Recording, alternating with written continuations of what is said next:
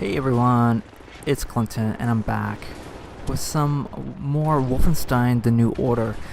Yes, I'm taking a short break from Destiny. At this point, my channel is pretty much pegged as a Destiny channel, but as you may have remembered back in December, I did a single video on Wolfenstein The New Order. I did about like a 12-15 minute let's play style video, and yeah, I mean, I don't know if it's gonna fly again. I'm just giving it one more shot, really.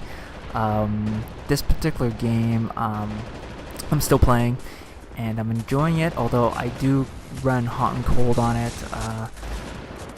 It's a really good game at the start, and it kind of has its ups and downs as you go along. I'm maybe almost halfway through. It's a pretty long game, and I just wanted to take a breather from Destiny and just do some other videos while it is in a bit of a lull period for Destiny as people wait for the House of Wolves DLC to be released in a couple of months. So yeah, basically this is like a straight continuation of where we left off last time. I'll provide a link to the first Wolfenstein video. The first video spent a lot of time just in the prologue sequence, and right now this is the very first time as a player you're boots on the ground with a gun in your hand, so we are in full-on first-person shooter mode right now. And right now we are behind enemy lines, and we're basically infiltrating the various bunker fortifications of the Nazi Germans. What can I really tell you about this game that I didn't cover at great length last time? Last time I really spent a lot of time going over my history with the Wolfenstein series and how it's kind of a beloved game series for me, going way back to Wolfenstein 3D, created by id Software, and it kind of started the careers of the legendary John Carmack and John Romero, those guys. And this game is under a new direction, I guess. It's a brand new studio carrying the torch on the series. So I would say, so far, as I said, I played maybe about 50% of the game, and the first couple hours easily the strongest so far. The rest of the game is sort of I don't know how I should say it. The game mixes a lot of different styles of gameplay. You have your kind of obligatory turret sequences, and there is quite a lot of stealth gameplay as well. Surprisingly, the actual action gunplay is not great. I think I've been perhaps spoiled by Destiny at this point. The Destiny mechanics of shooting, jumping, sliding, the feel of all the different weapons, that is really hard to beat at this point. I think at this point you have games like Destiny and Halo and Call of Duty at the top of the heap in terms of just pure visceral feel. The tightness of the mechanics is just very hard to beat, to perfect on. What am I trying to say? It's very hard to improve on. And this game does take its own approach to gunplay. They essentially, Machine Games, the developer, they essentially want, when there's a stealth sequence, they want it to have some stakes behind it. So they'll present you a situation where you could start off with stealth by sneaking up on the guys and assassinating them, and once you're caught, once the alarm is triggered, it's not game over. You're totally within your means to fight your way out of the mess. But then they start spawning loads of enemies on you, and the robotic guard dogs will come and jump out at you. You may have seen these guard dogs in other videos or in trailers, but those guys can be kind of nasty. So they really want to make there be consequences if you go the stealth route and you screw up, which I can definitely appreciate. Now, the stealth mechanics themselves are just good enough, and you don't try to get too fancy with the stealth mechanics. It's basically just line of sight, some proximity, sound proximity, that sort of stuff. So I actually really enjoyed the gunplay in this early sequence, since it wasn't too difficult. It's very sort of linear. As you can see here, I'm just going down this trench, and they're just placing guys right in front of me. They might pop out of cover now and then, but I also have a lot of cover to hide behind, and just can really just pace up my shots and take my time.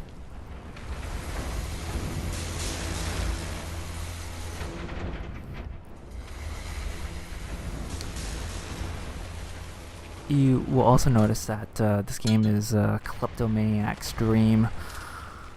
I'm one of those compulsive gamers who likes to pick things up and search things, and so I will apologize in advance that throughout this video I will kind of linger in an area a bit too long as I poke at things and prod at them, and pick up extra ammunition, pick up extra health even though I don't need it, pick up scraps of armor.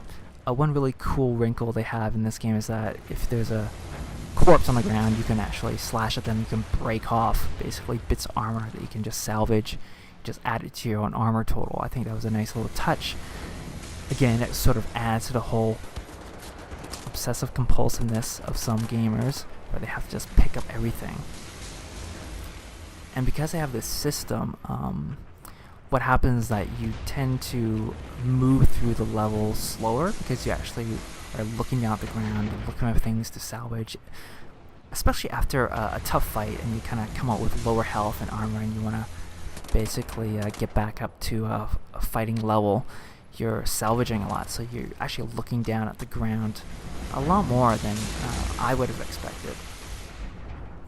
And there are a lot of recent games that have done this sort of thing. I mean, the first one that comes to mind is BioShock, where you would just search endless numbers of desks and cabinets within a particular area of a level.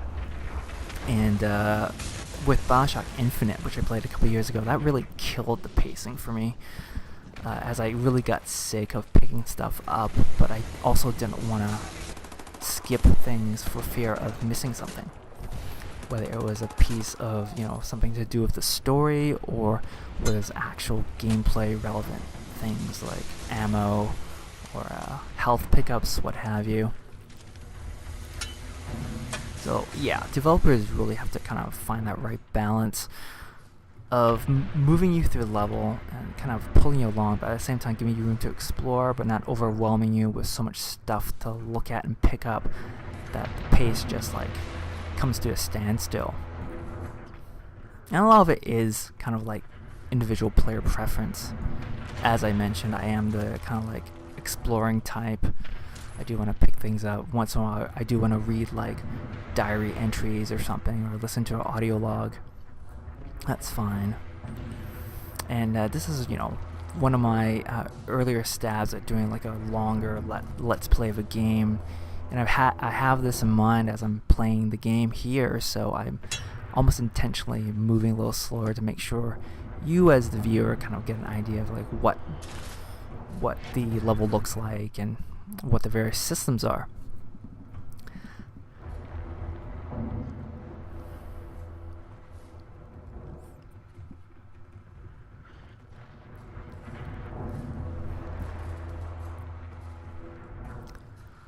So I'm still digging the way the game conveys a sense of place. The entire art direction, the audio direction is just top notch. Really impressed with what they managed to do. This, a reasonably large game in terms of budget. I think it's not anywhere near Call of Duty or Destiny, but yeah, you can tell that they put some money behind this one, and they really use their resources well. Now, the game also straddles 2 generations of consoles. You can play this on PS3 and Xbox 360, and for the Xbox 360, I think it comes on like 6 discs, something ridiculous. So I'm really glad to just be playing this on a current machine. and it doesn't feel like it had to compromise too much in terms of having to satisfy, you know, so many different platform requirements. Obviously, in another year or so, we'll look back at this game and it's gonna look a little dated, since it is a fairly early game in the current cycle of consoles. But yeah, so far, you know, everything looks really nice. When you get it real close to these textures, they kind of hold their detail. So here I got a little bit turned around. I wasn't quite sure how to make my way through this trench. A very nice thing about this game too is that and how it's a little bit old school in that unlike your maybe typical military shooter a la Call of Duty, it's not one big straight line, you know, down the middle of a level with like scripted events every 60 seconds going off. They very much build like these enclosed miniature mazes, I kind of like to say, where you are, you know, they have this one critical path, but you are able to venture off into these side paths that will most of the time loop back. Oh, hold on a sec. This is one of those cyborg dogs I told you about. Now, in areas where stealth is a recommended approach, if you screw up, you're bound to get attacked by a couple of these guys, because they're usually like dozing off in the corner somewhere and you don't quite see them, and you either trip over one or you sound the alarm and then they come running out of nowhere to get you. And I will say that as a dog owner myself, when I'm in the position where I can sneak up on one of these sleeping guard dogs, you know, you can take them down silently, just like you could any human guard. And you know, the whimpering and the sound effects that the dog makes when you kill it, it definitely hits me in the gut sometimes. As you know, I definitely sympathize with the dog, and it's unfortunate that I had to take him out. But yeah, so what I was saying before, the levels are open enough where you can explore. They give you enough rope to hang yourself in a way that you can get lost, you can get turned around.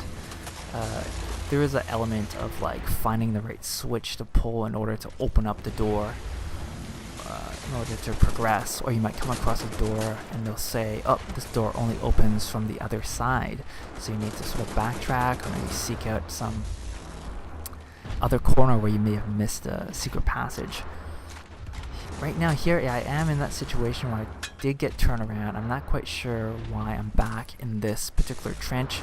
They had respawned some enemies, and so now I'm thinking, do I keep going this way? Did I miss something? Or what's the deal? And I just end up killing a few more enemies and then salvaging their ammo.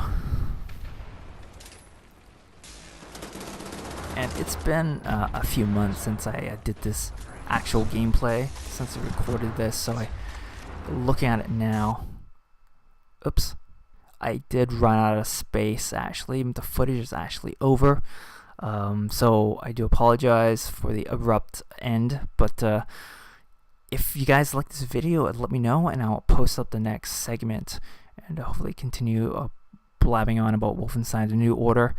And if not, then just vote with your thumbs and vote with your eyeballs. Don't bother watching, or let me know that you'd rather just me stick with Destiny videos, and I will do that. So anyway, that's it for me. Thanks so much for watching. Check you guys next time. Ciao.